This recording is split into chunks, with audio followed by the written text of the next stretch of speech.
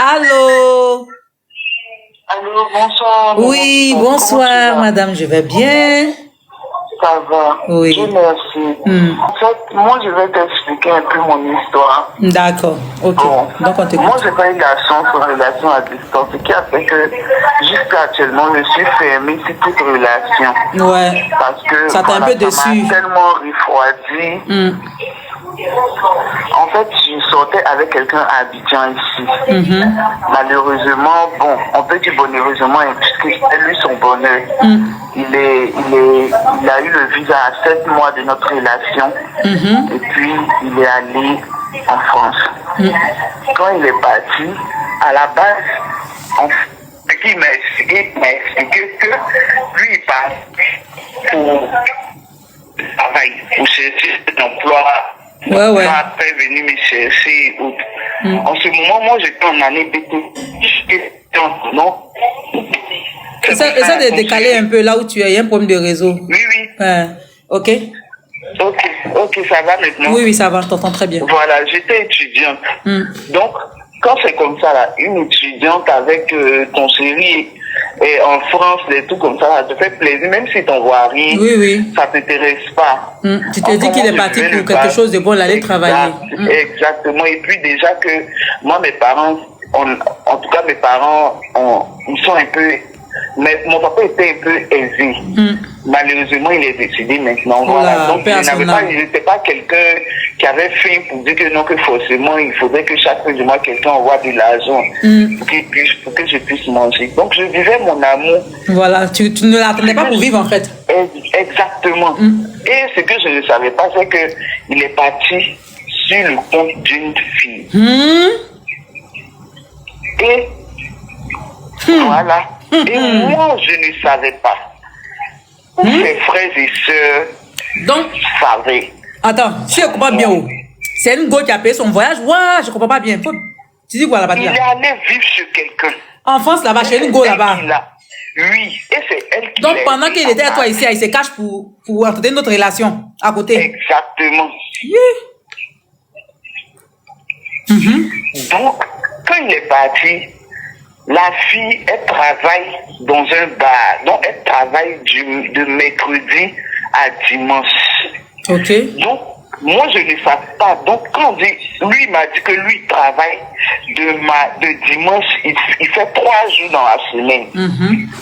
Donc, du coup, de jeudi jusqu'à dimanche, là, on peut causer 24 heures sur 24. Puisque la fille n'est pas là. Donc, moi, je ne peux pas imaginer que... Il y a un problème. Il y a un problème. J'ai fait 4 ans dedans. Jolie femme. Il dit, si tu me vois là... Pendant 4 ans, elle est là-bas. Il dit, je suis à Poutou. Je suis jolie teint noir. Quand les gens me voient là, ils tremblent. Si tu veux, là, il y a t'envoyer une de mes photos sur WhatsApp. Tu vas me voir. Ok. Je dis... Attends, 4 ans, il est là-bas, toi, tu es ici. Je dis, 4 ans, il est là-bas, moi ici. Il vient même pas un peu en Côte d'Ivoire, un ton, genre en vacances, rien. Mais il va me dire qu'il n'a pas papier. Ouais. Je dis, si je dis, personne ne m'a touché. Pendant ces 4 ans, personne. Et c'est pas parce qu'il était vilain, les gens me draguaient. Et j'ai raté. Et puis en plus, tu n'as pas faim. Il faut préciser ça aussi. Exactement. Tu n'as pas faim. Je n'ai pas faim. Tu ne lui demandes pas l'argent. Donc, il ne dépense pas sur toi. Ça, c'est quoi ça?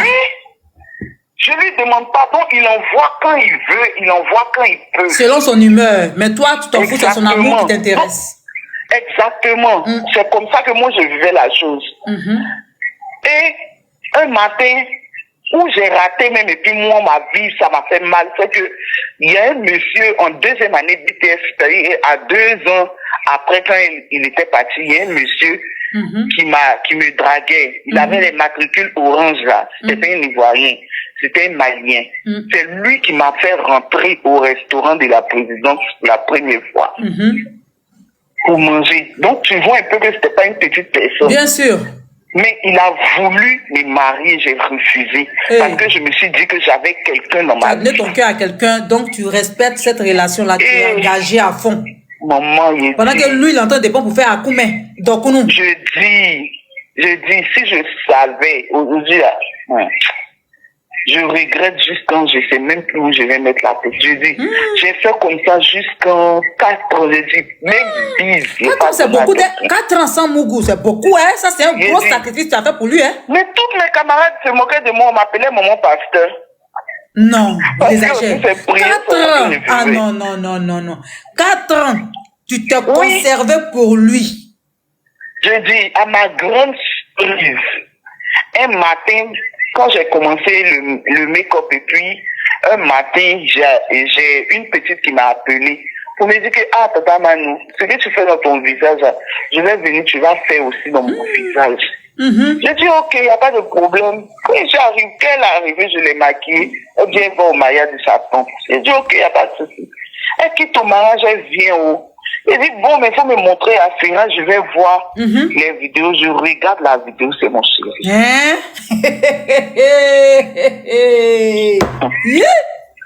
Attends, il est venu à Abidjan se marier. Il est venu à Abidjan. Ça veut dire qu'il a l'habitude de venir à Abidjan même. Exactement. Et puis, je sais pas te voir. Elle a vu ici.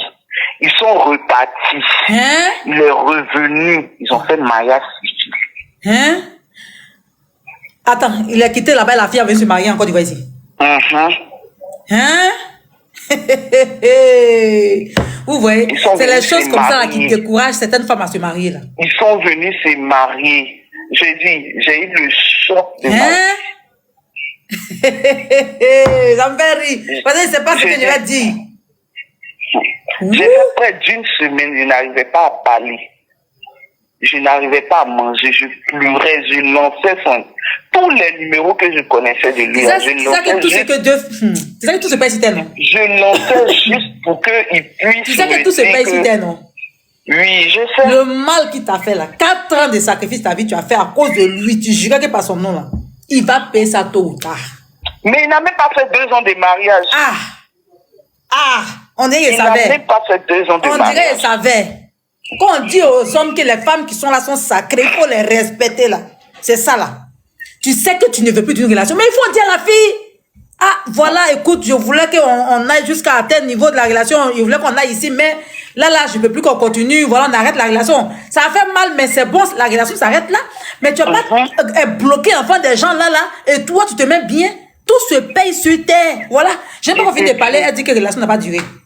On ne peut pas être méchant. On peut pas être méchant jusqu'à ce point-là, c'est rien que ça. Jusqu'à aujourd'hui, j'ai du mal à faire confiance à quelqu'un. Mais tu as raison, ma chérie. Non, mais tu as raison. Je sais que je suis difficile. Toutes mes amies me disent. Mais tu sais que ton mariage n'est plus loin, non? Ton mariage n'est plus loin. Parce que c'est la même chose que moi j'ai vécu. Il me disait même que c'est pas mieux d'une lesbienne. Je te jure. C'est la première fois qu'elle dit ça aujourd'hui devant tout le monde. Ce qui fait que je suis. Tellement j'ai été déçue en amour, moi. Il dit, je veux plus de garçons. Garçon me drague, je le refoule. Il dit, moi, c'est mieux d'une lesbienne. Peut-être que c'est ça qui a marché avec moi. C'est dans cette logique que j'ai croisé mon mari là. C'est où il était débat des relations là que j'ai croisé mon mari là. Ton mariage n'est plus loin, chérie. Faut continuer à prier. Amen. Oui. Amen. Je comprends ta déception parce que moi-même là j'ai vécu ce genre de bêtises là. Jusqu'à actuellement, je ne me retrouve pas. J'étais obligée. J'ai fait 1 an avec un psychologue. Pour pouvoir me retrouver. Pardon, je ne vais pas supporter ça là. Je dis, j'ai pas pu tenir. Et tu me mens au téléphone seulement. Et tu me mens. En fait, le problème, c'est qu'il me fait mal là maintenant. C'est pas comme si genre tu es une arriviste. Non. C'est pas comme si genre tu es moins que rien. Non. C'est pas comme si genre il s'occupe de toi. Genre il paye ton loyer, il paye tes factures, il s'occupe de toi. Non. C'est pas comme si genre tu as une crève la faim. Non. Tu lui demandes rien. Toi-même tu as tes moyens. C'est-à-dire que c'est que l'amour seulement. Et lui, malgré ça, il sait qu'il t'utilise. Il te chiffonne. Il se fout de toi. Il a le courage de prendre l'avion et sa femme, sa go là, pour venir dans tes narines ici, pour venir se marier. Tous ses parents. Genre, il s'est foutu de toi jusqu'à. Tout le monde était au courant. C'est moi qui étais la boue. C'est moi qui étais le mouton dans toute cette affaire. Non. Tout le monde était au courant. Il n'y a même pas eu de petite histoire pendant que tu étais là-bas au téléphone, vous deux, genre vous chamaillez un peu. Oui, je dis 2 jours avant même, on a fait à peine WhatsApp. 2 jours avant son mariage. Yako chérie, tu viens de loin. En tout cas, faut pas te précipiter pour te mettre dans une relation encore. Pour le moment là, libère ton cœur d'abord. Libère ton cœur. Ça fait 2 ans, mais j'arrive même pas Oui. Non, il faut libérer. Laisse le temps agir, pas penser tes blessures doucement, doucement, doucement. Ça fait très mal. Ça, tu vas jamais oublier toute ta vie. Mais apprends à évacuer ça tout doucement, chérie. Et puis reste en prière. Ne mets plus dans ta tête que je vais me marier, je vais me marier. Non, non. Reste en prière. Que dis-toi seulement que Dieu te fortifie, te donne la force. C'est que Dieu a prévu pour toi là.